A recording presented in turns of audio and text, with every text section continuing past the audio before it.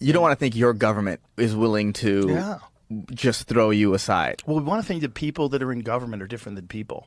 Right. Like they serve a bigger goal than themselves. They're better. They're in government. He's a senator. Look at his tie.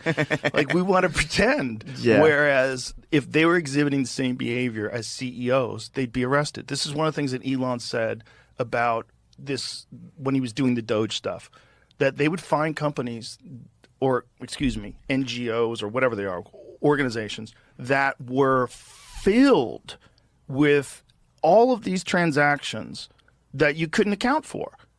He's like, there's no receipts, and it's billions of dollars. He said if you were a public company, you would be delisted, and the executives will all be thrown in prison.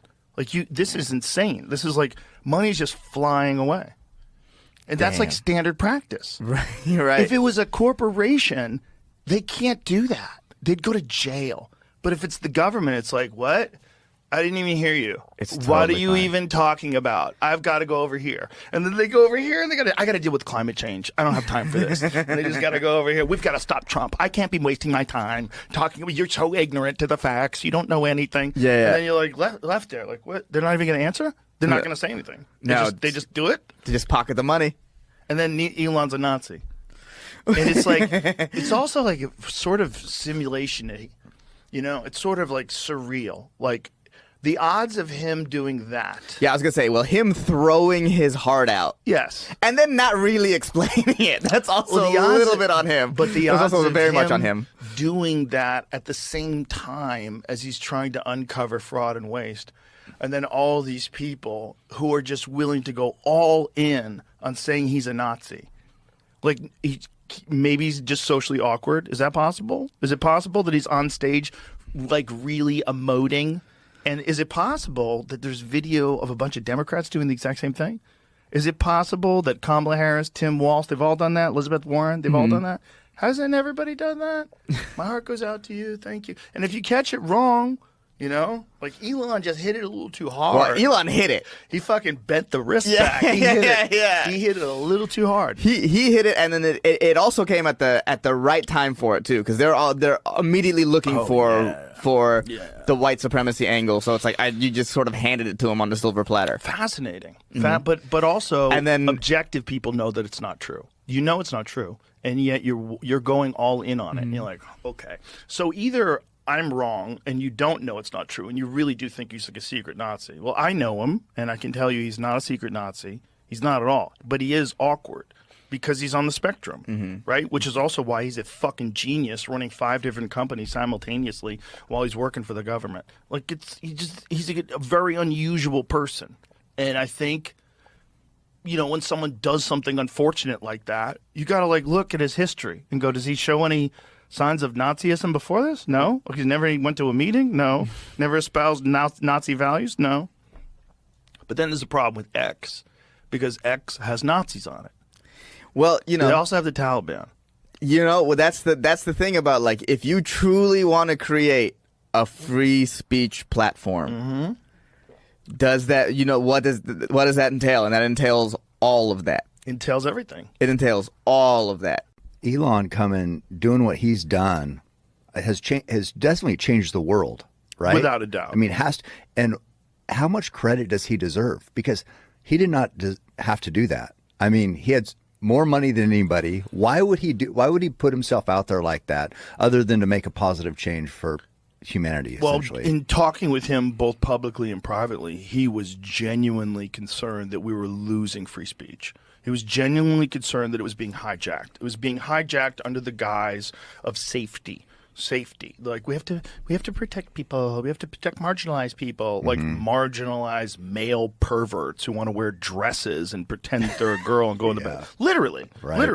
Right. You know, and that's dangerous with that, but it's also dangerous with everything else. It's also dangerous, like, if you're a person who's a progressive person who believes in gay rights or, you know, anything, welfare, universal basic, whatever it is, imagine living in a world where there's no free speech, but the Republicans are in control, or like super religious conservative people are in control, or Muslims are in control. Let's imagine Like the Muslim population in this country is expanding all the time. They've got Muslim-run cities now. They have call to prayer in certain cities in this country. Imagine that goes everywhere. They're in control of social media, and they institute Sharia law on social media, and they want to throw gay people off the roof. Yeah. This is where it goes. Like, you got to leave people the fuck alone. You got to let them say whatever they want to say, and if you don't agree with them, don't follow them or make an argument against it. Right. It's really that simple. Yeah. That's what America's supposed to be, and it wasn't that way for 4 fucking years. I know. During the Biden administration, the FBI was involved in Twitter. The government intelligence agencies were involved in Twitter. They were telling people to take down true information, and they were getting them to do it, and they were doing it. How crazy is that? Crazy. Yeah. People should be up in arms that took place. Like the Hunter Biden laptop thing, you should be freaking out. How'd they get 51 former intelligence agencies to sign off on something they knew was a lie? Yeah. That's crazy. Yeah. They just did it right in front of our face. And no repercussions. Nothing. It's Nothing. How does that happen? But then also, how is there no repercussions? Well, what's really hilarious now is they're all getting grilled by even like liberal media is grilling these politicians like, did you know Biden was out of his mind? Right. Like, how did you know? Yeah. Like Elizabeth Warren was like, he was sharp as a tack. Oh. He was getting up for meetings. Never like, seen him better. I heard that too. It's like, what? Joe Scarborough. Yeah. He was like, this is the best version of Biden I've ever seen. Oh, like, my. you should be literally in jail. Yeah, You're God. such a liar. Yeah. You almost like shifted the whole. Imagine if Biden stayed in, they lied about that, and then he's literally like a zombie for 4 more years. Oh. And whoever the hell was running the country for the last 4 years just continues to run it, and then they just tighten up even further. Could you imagine? Cut down on. Mark Andreessen was telling me about debanking, which I didn't even know existed, where people that had certain political donations and political persuasions, they would take their banking away. They did no crime. They just say, you can't bank here anymore. You got to go find another bank. And there's only like a few banks. They're all owned by giant mega corporations. Like, what the fuck are you doing? Well, it's no different. That kind of reminds me of what happened in Canada with the truckers. Yes. I mean, they froze their bank accounts. Yeah, Or people who donated to them. Yeah. People who donated to them got their bank accounts frozen. How insane. Insane. And then that same party just won again. Good job, Canada. Oh, my God. If they didn't have good bear hunting, I would never go there. I do have to say, I offered to have that Pierre guy come on the podcast. Really? He didn't do it. Wouldn't do it. Thought it was too problematic. Or whatever. Jordan told me, I forget what he said, but they were telling him not to do it. Like his advisors were telling him not to do it. Hey, dumbass. If they can't talk to you and have a conversation hold up, you're not grilling people. You're not attacking people. Of course not. This is like a safe, the friend zone type thing. It's like, no. And I heard you talk about Kamala saying you just want to get to know her. Just want to talk to her. 100%. I said, if there's certain things they didn't want to talk about, I don't need to talk about them. Yeah. I don't care. I'm like, I could talk to you about fucking AI. You've never been the gotcha guy. I'm not interested in that. No. I don't want to hurt anybody's feelings. If I disagree with someone, I just say I disagree with them. I don't attack people. As I've gotten older and wiser in life, I want less conflict. I mean, sometimes you have to be able to disagree in a way that's forceful. But I'm never insulting or attack people. Right. And especially this Pierre Polivet guy, because I don't know how to say his name. How do you say it? No idea. It's a weird way of saying it. Polivet. I would just ask him questions like, what's wrong? What's wrong with Canada? Like, how did this happen? Why did it go this way? What can be done to reverse some of these things that have been put into place? Like, how did you feel about this? What would you have done differently? Yeah. Real simple stuff. Yeah. Real simple. I don't know anything about Canada's politics. Right. It'd be interesting. Yeah. I'd love to hear it. It would have been fun. Yeah. But people are just, and this is also why the attacking of people on social media is effective. Like the same thing that keeps people from saying things because they're worried that they're going to be attacked also keeps people from talking to certain people because they're worried about they're being attacked. We talked about it before, but there was 2 major forks in the road. The big one was Trump didn't get shot. Yep. The other big one was you buy Twitter. Yeah. And if those 2 things don't happen, the whole world looks different. Yes. Yeah. We don't want to be on that timeline. No, we don't want to have only one side represented, because guess what? They will hijack that side, whatever it is. They will hijack that side and use it for money and control. And that's what it's all about. It's not about good people versus bad people. It's a bullshit shell game. Yeah. I mean, I think these things are actually, it's easy to understand if you look at basic incentives. The basic incentive here is the more illegals that the Democrats can bring in, the more likely they are to win. So that's what they're going to do. That's what they have been doing. And it worked in California. California's supermajority Dem. And look at all the companies that are leaving California. Yeah. I mean, In-N-Out just announced they're leaving. Yep. Their headquarters leaving California. They're moving to Tennessee. Yeah. Yeah. So, and California made healthcare free for illegals. Yeah. As of last year. So, and that obviously that's a gigantic magnet for more illegals. And this is not a thing you can solve simply with money, because what happens is you simply have more patients than a doctor can possibly see, and you can't just make doctors out of nothing. So sometimes people are like, oh, it's just a money thing. No, it takes a long time for somebody to become a doctor. 30 years, and so what actually happens in California is that there are too many patients for the doctors to see. So then the average citizen in California suffers as a result. Now, the elite in California are fine because they have private doctors. They can just pay for the best doctors. So the elite in California are doing fine, but your average citizen in California is not doing fine. And the tax burden for healthcare for illegals was supposed to be $3 billion. I think they now estimate it's $9 billion. But that number will scale to infinity. Basically, it's like, why not?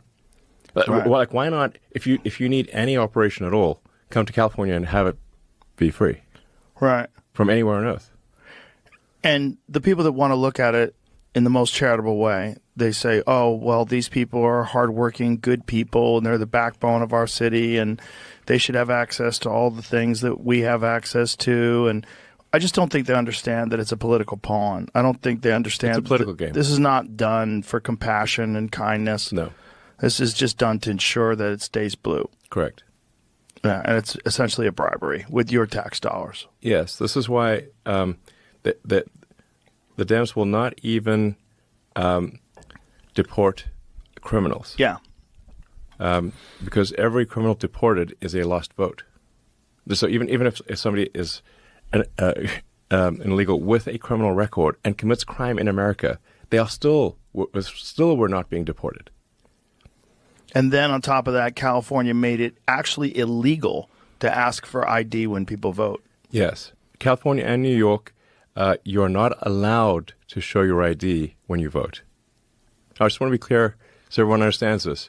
In California and New York, you are not allowed to show your ID even if you want to. Right. Why would that ever be a good idea? I mean, if you wanted to steel man it, if you're trying to facilitate fraud in elections, it's a great idea. That's the only reason. Yes. There's no other reason logically why that would be a good idea. It's for fraud. It's like wake up, sheeple, wake up, hello. Like, let's say you wanted to commit fraud. What are the things you would do? Yeah, you would say you don't need ID, and you can mail in your ballot, and we'll give you free health care. Yes. Stay here.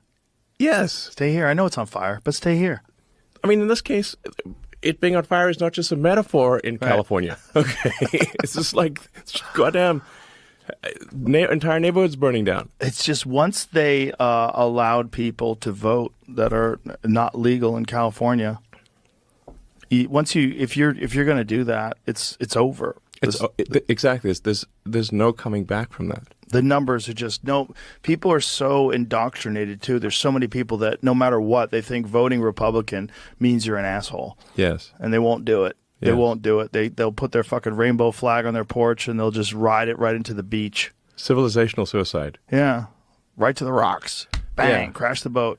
I mean, there's a guy who posts on X who's great, Godsad. Yeah, he's a friend of mine. He's been on the podcast a bunch of times. Yeah, he's awesome. Yeah, it's great.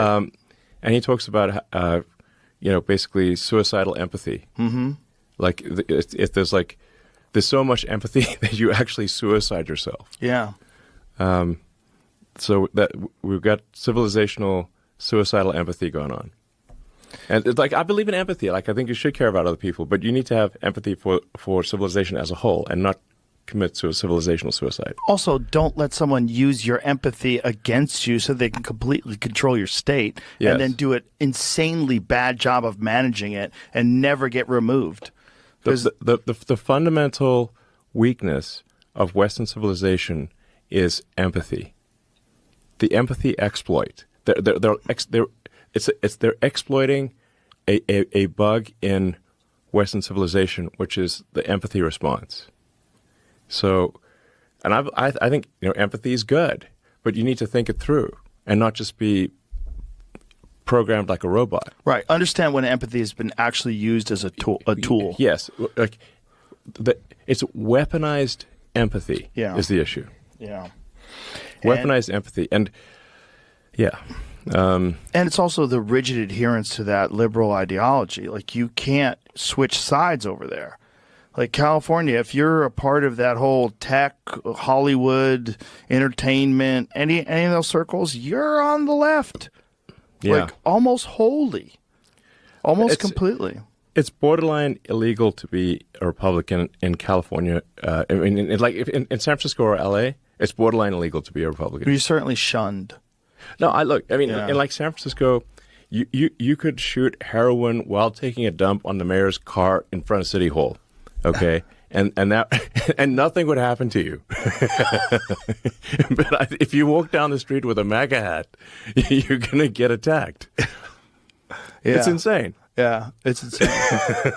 It's also so Orwellian that a hat that says "Make America Great Again" would cause people to have a violent reaction. Like, aren't you American? Wouldn't just as a whole, like the saying, wouldn't that be a good thing for everyone? Make America Great Again. Yes. But because it's attached to Donald Trump and that red hat, you'll get maced for wearing that red hat. They will make America worse by beating you. So it's like it's an evil thing they're doing, a violent assault in America because you want to make America great again. I mean, it's like a scene in a book. It doesn't seem like it could be that ridiculous. If you enjoyed today's episode on JRE Plus, don't forget to give it a thumbs up and share your thoughts in the comments below. Thank you.